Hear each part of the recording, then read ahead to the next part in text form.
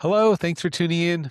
Welcome to the channel. My name is Zach. This channel is mostly science fiction and fantasy book reviews, and this is the weekly segment of what I've been reading and watching, the time where I catch up on what I've been reading, what I finished this past week, and then also, yes, what I'm tuned into watching, which is movies and mostly anime, yes, or sci-fi adjacent shows, which I'll get into. So to start things off, what did I read this past week? I finished two books, one epic book that I sort of started forever ago, I feel like, and yes, finally finished, and that is Malazan, Book of the Fallen, Book 3, Memories of Ice by Steven Erikson. So this book I started forever ago and then just got caught up with a bunch of Libby holds from the library, but back to Malazan finally. And yes, the epic conclusion of book 3 was just great. There was so much going on in this book. So if you're familiar with Malazan, you may know this already, but the first book follows the bridge burners and a bunch of other factions in the Malazan world. The second book switches things up again and you follow the Coltane's chain of dogs, and it's a slightly different story that happens elsewhere on the continent. And we do flash back to what the bridge burners are up to, but it just expands the world of the Malazan. And then here in book 3, we still get all those other side stories. So you still have the Talanimas, all these other races and characters. But yes, we also finally get back to the bridge burners as one of the main factions in the storyline. So you've got this whole military campaign with Anamanda Rake and some of the forces on the continent, and then you've got the Malazan Empire intertwined in all this. And yes, you have the bridge burners, which are a unit of the Malazan Empire on their mission, doing their stuff. And then the cool thing about this book is we also get other things going on. So if there wasn't enough to keep track of already in Malazan with the gods intervening in the world, which was a cool thing in the first couple books about the ascendants and what's going on. But this book starts exploring more of the Warrens, which is the power system or the magic system in Malazan, and how people access power, sort of drawing it from another dimension, which is I think what's going on, but again, it's not really explained. But we start learning, not learn, but we start, I guess, getting glimpses and hints of what's going on with the corruption of the Warrens and the crippled god, and what's going on with Burn. And Quickben is investigating it, and Whiskey Jack is doing stuff, and Anna Rake is doing stuff. And yeah, it's just a lot of the epic moments that I loved from the first book. And yes, the second book was fine too. You got the Talanimas doing a bunch of cool stuff as well. They're just super interesting. You get Silver Fox. There's so much. I don't want to spoil it because I'm just so excited to read it. I thought it was such a great book because it hit on everything I love in fantasy and everything I love about Malazan. It's all the epicness. So really, really enjoyed. If you couldn't tell, Malazan, really enjoying Malazan. And book 3, Memories of Ice, was pretty great. So I'm excited to move on to book 4 soon. But after I finished Malazan, yes, I did a palate cleanse a bit and read book 2 of Harry Potter, the full cast audio edition from Audible. It's, yes, Chamber of Secrets. The second book was, I had never read it, but yes, was familiar with the movie. It was pretty great as well. It's just fun. It was a very nice break from Malazan, where you're keeping in your head all these storylines and who's doing what and what's going on. In Harry Potter, you really only have like 3 or 4 things to keep track of. You've got Harry Potter, you've got Dobby doing stuff, you've got the Chamber of Secrets opening, and that's about it. And you've got the writer who's, he's this guy who's cascading around with like boisterous claims, I guess you say. I'm not really spoiling. I think everyone knows what's going on in Harry Potter, but yeah, it's definitely is more simpler. Yes, it's YA, it's Harry Potter, but it was fun. It was fine. I really enjoyed the full cast version. I thought it was great. It really is that immersive listening experience. So as an audiobook enthusiast, I do highly recommend the full cast audio editions from Audible. I think they're well worth the credit. Having now listened to book 1, the Harry Potter and the Sorcerer's Stone, and now book 2, Harry Potter and the Chamber of Secrets. Both of these full cast audio editions from Audible were great.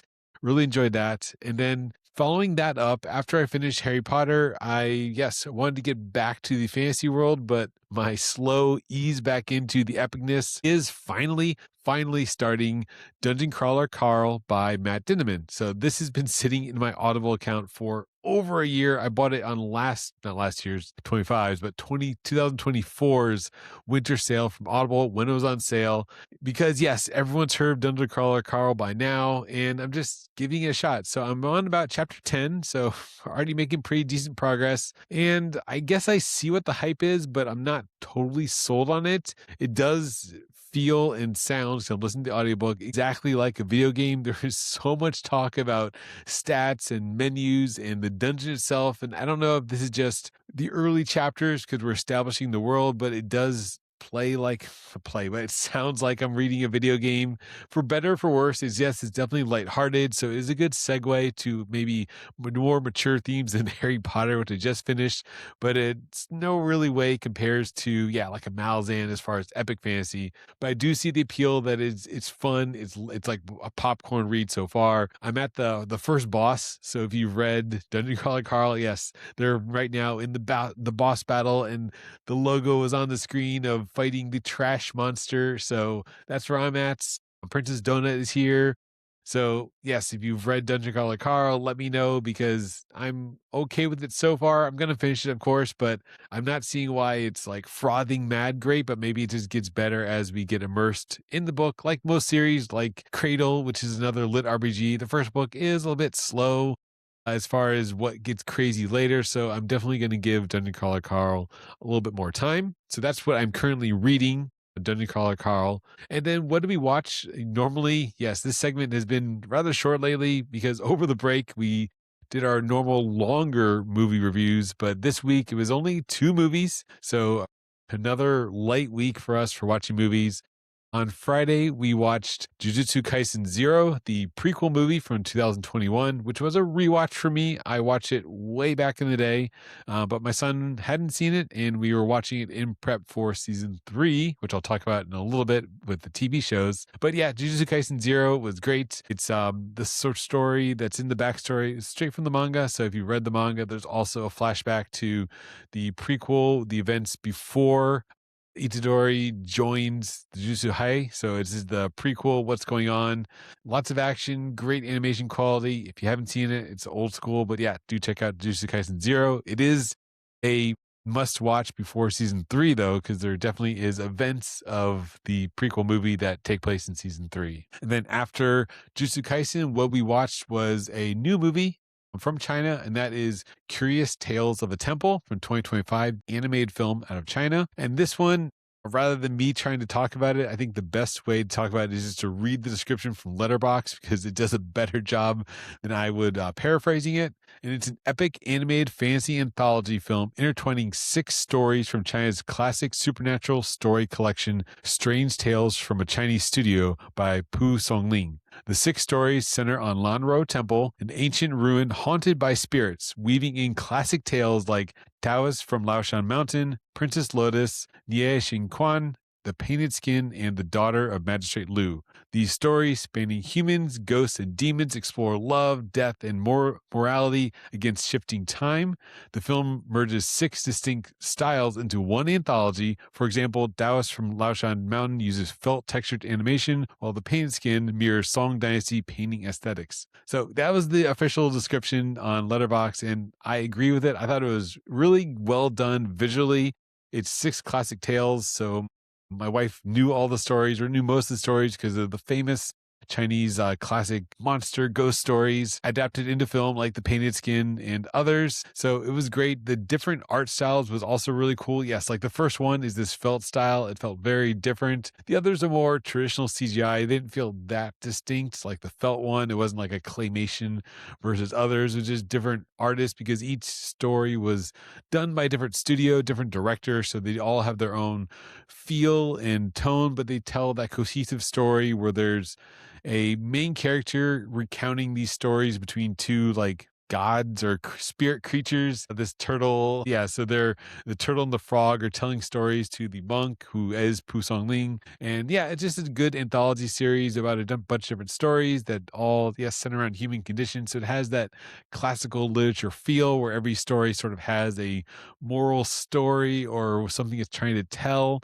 But at the same time, it's just, yeah, it's fun to watch. I really enjoyed it. I thought it was a great watch. That was Curious Tales of a Temple from 2025. Lastly, the segment I'm excited to talk about because it is January 2026 is what are we watching? And it is winter anime, and there is a ton of stuff on anime. So we are, just to backtrack, I guess, before I get into the new releases, Spy Family season 1. We're finally watching Spy Family because yes, we missed the newest season last in fall 25, but we're on episode 21 right now of Spy Family. So great series so far. Really, really enjoying it. Sad we missed it as it was airing, but we're deep into Spy Family. Anya's here. Bond is joined now. So yeah, they got the whole crew of Spy Family.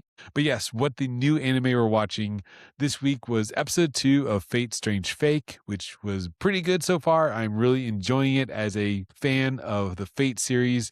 There are, yes, the Fate figures in the background on my bookshelf. I love the Fate series, namely, of course, because of Fate Grand Order, the mobile game. But yes, I like all the movies, the Unlimited Blade Works anime, and yes, just general fan of the Fate lore. The Nasu verse is what I was thinking of. And the Fate Strange Fake, interesting because it's this artificial grail war, so the premise is pretty cool. I saw on the preview that Gilgamesh shows up next episode in episode 3, but so it's blending a lot of the characters we know from other Fate works into this, but you don't have to have watched the other Fate series to know them. But if you do, I think you will get that recognition when you see like, oh yeah, that's this character, that's reference to this. Or Lord Elmaloy from who's Waver from the Fate Zero series. So there are a lot of Easter eggs and references to other Fate stories in Fate Strange Fake. So great watch if you're a fan of Fate series, but you don't have to be.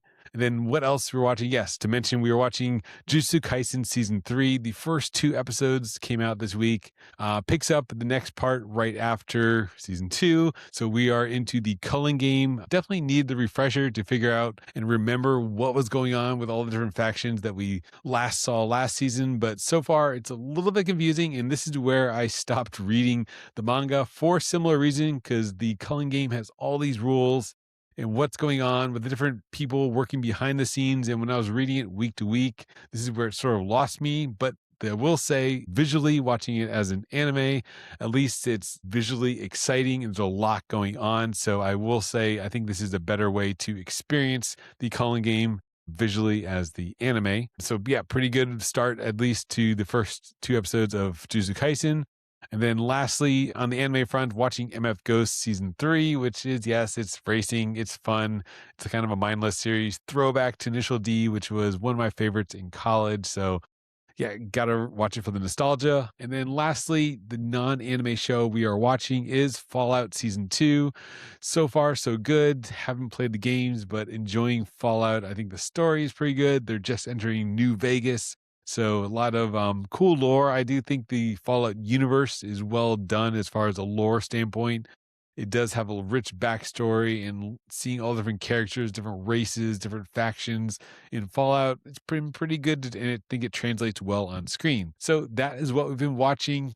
2 movies, finished 2 books, Malazan Book 3, Memories of Ice, and Harry Potter Book 2, Chamber of Secrets. Currently reading Dungeon Crawler Carl. And then on the video game front, I'm almost done with Claire Obscure Expedition 33. I'm at the final boss, so I'm in on part 3, Mael. So I'm, yes, at the final chapter where the world opens up. We're at the open exploration. So I think I'm just going to do a couple side quests, level up just a little bit, just collect some things, because I read the disclaimer. It said, don't go into the final battle too overpowered, because if you play all the side stories, you will just breeze through it. So if you want a challenge, at least don't level up too much. But I do want to explore the world. So I think Claire Obscure has done a great job. Speaking of world building, every time I'm walking around the environment, you just pan the camera around and just see the worlds built. It's been great. So I'll try maybe do a review somewhere on Claire Obscure, but I think yeah, Expedition 33 has been great. So that's what I've been up to. So what have you been up to? What have you been reading? What have you been watching? I'm also reading the Attack on Titan manga, so